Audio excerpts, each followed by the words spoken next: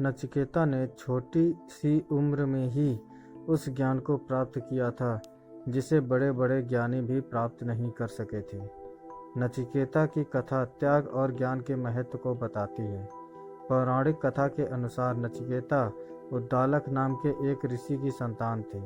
उद्दालक ने विश्वजीत नाम का एक विशाल यज्ञ आयोजित किया जिसमें उन्होंने सभी चीज़ों का त्याग और दान कर दिया।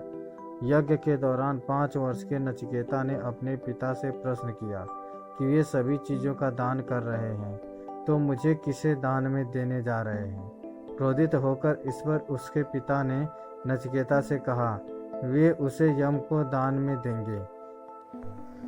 इस उत्तर का नचिकेता के मस्तिष्क पर गहरा प्रभाव पड़ा। नचिकेता यम से मिलने के लिए यमलोक द्वार पर पहुंच गया।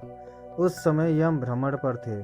3 दिनों तक नचिकेता यमलोक के द्वार पर ही बैठकर यमराज का इंतजार करता रहा। जब ये बात यमराज को पता चली तो एक बालक की इस निष्ठा को देखकर प्रभावित हुए और उसे अपने पास बुलाकर वरदान मांगने को कहा। नचिकेता ने पहले वरदान के तौर पर पिता के क्रोध को शांत करने का वरदान मांगा जिसे यम ने स्वीकार कर लिया। इसके बाद नचिकेता से यम ने दूसरा वरदान मांगने को कहा। नचिकेता ने कहा कि ज्ञान प्राप्त करने के लिए क्या करना चाहिए। इस पर यम ने नचिकेता का ज्ञानवर्धन किया। तीसरे वरदान की जब बारी आई तो नचिकेता ने यम से मृत्यु के बारे में बताने के लिए कहा। इस पर यम घबरा गए और नचिकेता के इस प्रश्न पर यम ने कहा कि इस वरदान को छोड़कर जो कुछ भी चाहिए ले सकते हो, लेकिन वे इस प्रश्न का उत्तर नहीं दे सकते। यम बालक की तीक्ष्ण बुद्धि से बहुत प्रभावित हुए। नचिकेता ने अपनी जिद नहीं छोड़ी और प्रश्न का उत्तर देने के लिए यम को बाध्य कर दिया।